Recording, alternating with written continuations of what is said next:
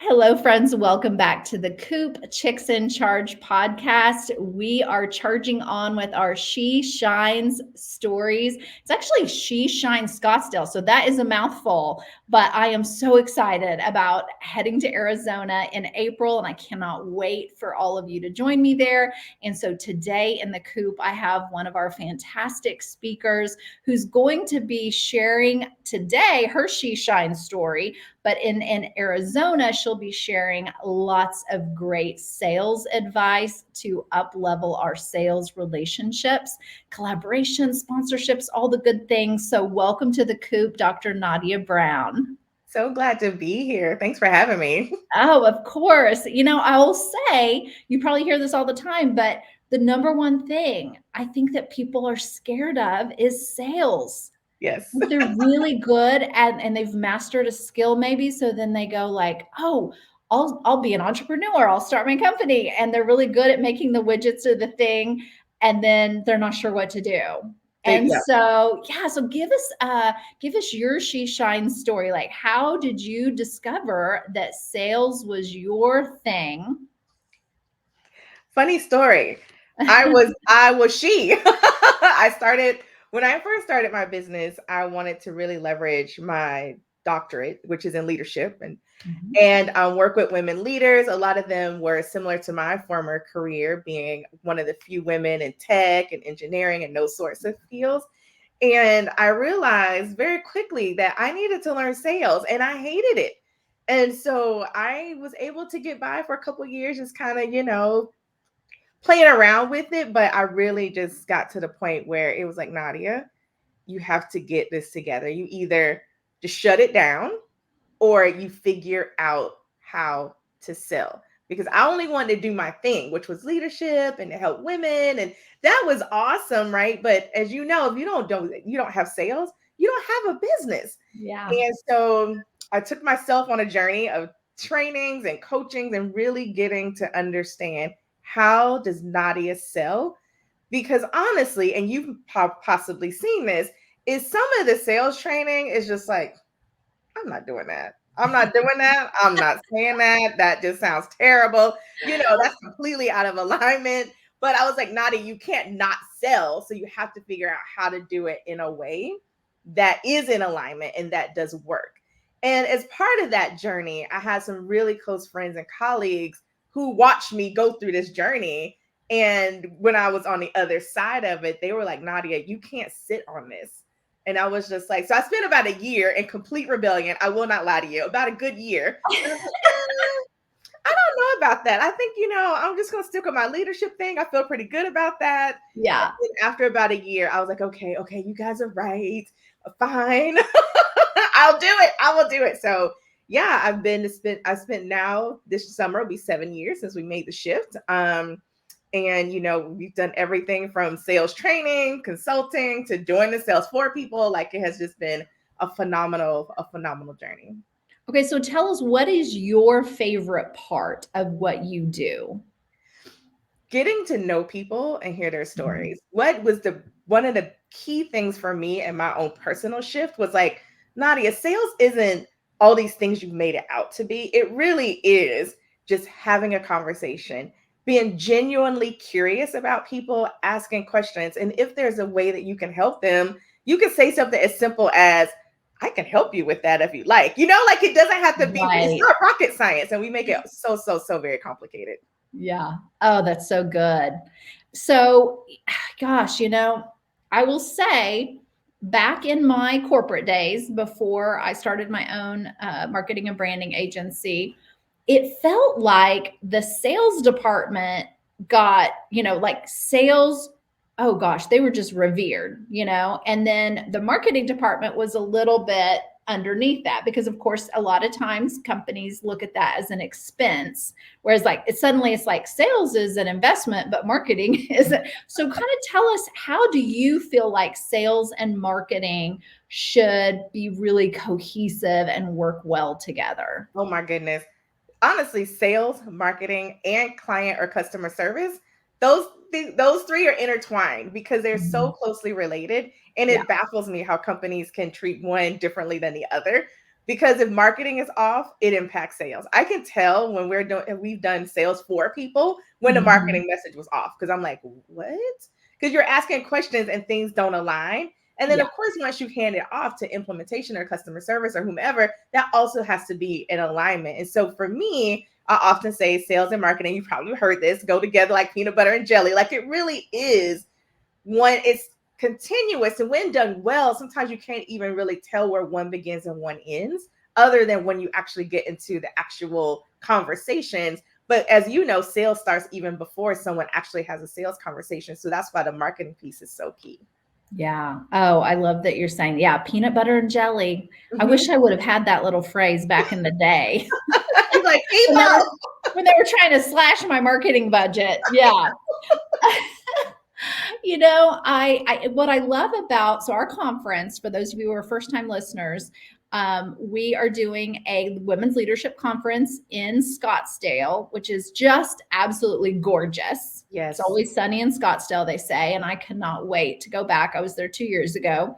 And our conference is going to be centered on leadership and relationships. And Mm-hmm. so what I love, I listen. So, Dr. Nadia you've got your Doyen agency, you've got a podcast, you've got your book. So I love that you talk so much about sales being a relationship. Mm-hmm. And so tell us a little bit more about that, because that really does make it less scary. Yes. One thing I tell people is always focus on connecting. When you think Mhm. about even in your marketing, connection. When you think about sales, connection. And even nurture and follow up all the things that we don't want to do in sales, relationship. And when you focus on that and you make that the core, you're right. Sales becomes a lot less scary. It's not icky, it's not sleazy, it's not manipulative, it's not all the things that a lot of people say, because you're genuinely focused on the person that is in front of you or the person that you're aiming to connect with. And then you ultimately get the opportunity to serve or work with within your company. And I think sometimes we forget that or we overcomplicate it. I've had people ask me in interviews, like, okay, Dr. Nadia, what's the secret, to relationship based sales? And I'm like, relationships. Like, it's really not a secret. Yeah. But in our day to day, or sometimes we're so focused on the new and the next. I have to get this next lead, this next that we forget to take care of the people that are right in front of us. So, how can you still leverage automation and all the cool tools that we have, but be so relationship focused? Because that makes a world of difference in both your sales and your marketing. Yeah. That just made me think. So I have a marketing agency called Yay Dude Media and Marketing. And last year, whenever I was thinking about, so my sales were down and I was like, what can I do? Like, and the first Monday of every month, we have what's called a goal getters day, get hers. And so women come together, we set our goals for the month in all our different areas of life. And one of the things and then one of the questions that I ask on the form is, who do I want to connect with this month? Mm. And so I had put on there, late last year, I was thinking about former clients that I had a great relationship with, but things just ended for one reason or another, whether it was their budget or so and so came in and took over part of it. So then I started looking at those and going like, what could I do? Like, could I get that client back? Because I Mm-hmm. had pretty long-term relationships with them.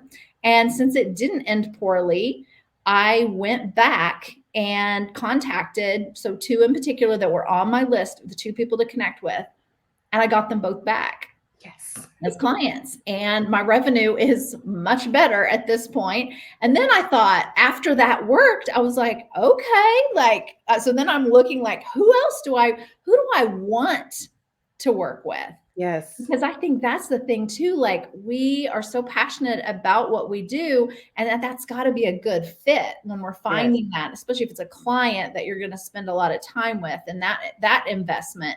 Because it's almost like I want us to interview each other to see if we're a fit together, right? Yes, And absolutely. so I was and I'm local in here in downtown Edmond, which is a suburb of Oklahoma City. And so I did the same thing. I'm like, Melina, just keep doing this. Like, find who would I really want to work with, that I want to attract and be a magnet. And so I went up to this person and I was like, hey, if I would love to work with you this year. If your organization has the budget for it, I'd like to talk to you about XYZ. Mm-hmm. And they ended up going through an RFP process, and I just won the account last week. Yes, congratulations. Thank you. And I was like, wow, I was really proud of myself because I'd gone up to this person after this board meeting and just decided to go for it. And so I think so often we as business owners, we're so nervous about just that ask, We are. and just starting that conversation.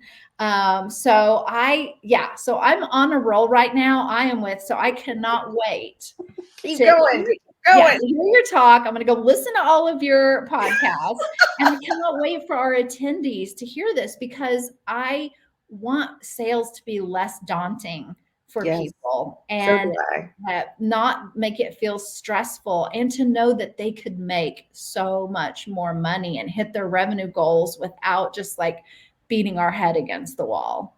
Absolutely. I love that you did that. One of the things that I teach around different systems, one is an offboarding system. Because I've been in Mhm. programs and I've worked with, different coaches or different consultants.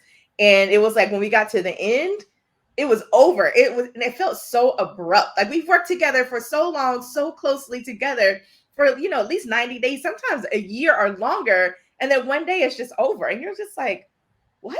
And so for us, one of the things that we incorporated is offboarding. Like it naturally comes to an end. And I'm always like, look, I want to equip you with the skills and the tools necessary to go out and sell and make a lot of money in your business so that you can invest and grow. You're not meant to work with me forever. I am clear on that. And your relationship still matters. And so I love that you're doing that. And those are things that we do as well. Even if it's minimum, a birthday card every year and a holiday card. Like it's so simple. It doesn't have to be overly complicated. And look how easy you made your sales process. Like, hey, who do I want to work with? I'll reach out to them and say, hey, want to work together? Yeah. Right? Well, yes, that's what I was thinking, like, because branding is what I do as well for clients. So then I think if we would each go through this process and go, who fits in my mission of things that I'm passionate about. And so and one of the things that I promote is local events and really promote local business. And so where I go eat, where I go shop, like, are they local? Like, that's my favorite thing. Like that's a lead in to working with them, is like, hey, I go to your establishment, once a week or twice a week or whatever. I love it. And what a good entry. What are some other things, Dr. Nadia, that you recommend as like good, what do you call that? Like a good intro, I guess. I think, one is I love that you focus on local. Your list, I definitely would have told a client to do like who do you want to work with, whether it's a former client or people that you're already connected with. Because a lot of times we're connected to people and they don't have a clue as to what we do or how we can serve them. So, and even starting to broaden that out, like, okay, we got some of our warmer people. What about what's going on LinkedIn or other people that you're connected with or in your phone you haven't talked to in a while? And instead of going in, because this is where we get nervous or we make it weird, is you don't think about the sale. That's not your focus. It's truly, hey, we haven't talked in forever. Here's what I'm up to now. Would love to hear about what you're up to. And if you think of anyone who could use my support or our services, please keep me in mind. Right. And you will not, you've been working on it. So you know how this works. Right. And then people will say, well, what about me? I think I could use that service or Yeah. something like that. And you're like, oh, great. I would love the opportunity to work with you. Like, how cool would that be? And so I think sometimes we make it super complicated. But the one thing that takes the weirdness out is you cannot focus on the fact that you may even need a sale. It truly is, I have to focus on the relationship and Yeah. trust that the process will work and the sale will come, whether it's that person or they do actually keep you in mind. And like, oh, because what I've seen is either they say, I want to work with you, or I think you could support me, or they're like, oh, wait, I have a client, right? Or someone that I know that could totally use your support. Great. Would you mind connecting us? Like, that's how I met you. Right. Yeah. Yeah. Someone was Yeah. like, Yeah. "Hey, can you That's so talk about true. this?" And I was like, yes. And it got us connected. So it Yeah. really doesn't have to be hard. Yeah. You know, that okay, so where do you spend your time then? So for example, so on all the socials, you've got, LinkedIn, Instagram, TikTok's big now. Facebook, there's something called Alignable Oh that's my gosh. new now. It's like there's so many and it can just take so much time. So where do you like to hang, and then where do you have, like, what's that process, that filter that we should go through to determine where we're going to spend our time on maybe making those new connections? That is so hard. That is probably the hardest thing. And so for me, I've honestly learned over the years that me speaking, especially if I can get in the room with actual other humans, works best for me. Yeah. In spite of me being an introvert, it totally works. So that's the focus. And then we also decided that the other piece to that is then where are your people? Like going through that list of who do I want to work with or who would I love to work with? Where are they? Are they on Alignable or TikTok or Facebook? I had never heard of Alignable prior to today. Where are they? And then does that align with how you operate? Because one of the challenges with marketing is if you have a marketing strategy that you absolutely despise and you're not going to do, it's not going to work. So you need a marketing strategy that you're actually going to work in order for it to work. There are multiple ways to market, but you need to, be in alignment with it. Or you need to have the budget to hire support that they can go do it, right? You can Yes. either one. You either have the time and you do it, or you have the budget and let somebody else do it. Right. So for us, we spend a lot more time on LinkedIn for our B2B clients. This is Mhm. for sales team training and consulting. And then we hang out on Instagram and Facebook for more of our smaller business leaders and entrepreneurs or solopreneurs. And that's for our social media piece of it. But as much as I can to get out and talk to actual people, that's definitely been the best strategy for me and our company. Yeah. And I would definitely agree with that.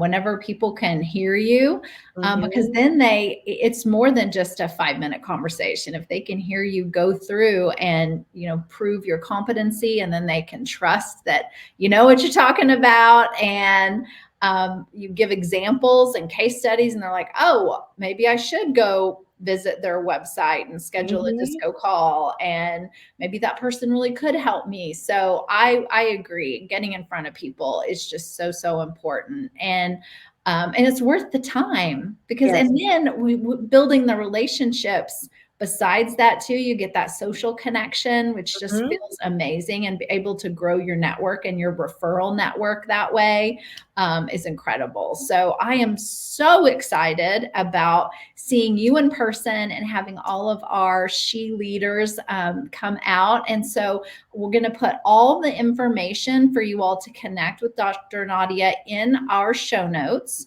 And then she has a special discount code that I'm going to put in there too. So you can get a little discount off your ticket. And I don't know, for me, for those of you that are going to be flying in or driving in from um, somewhere other than Arizona, I like, oh my gosh, they have the cutest Airbnbs. They are darling. I got one that has like the painted brick on the back that has the like Ooh, Arizona sunset and nice. heated pool. So whether or not you guys want to stay at a resort or an Airbnb, or like I am treating this like it's a grown-up spring break, but yet it's a super powered spring break. I just came Mhm. up with a little marketing slogan right there, I love Nadia. it. Take it. Super Use it. powered spring break, because we're going to learn and connect, but also be able to relax and have fun as well the rest of that weekend. So Yes. thank you so much for introducing yourself today, and Ooh, I look forward to seeing you in April. likewise. Okay, thank you. See you guys later.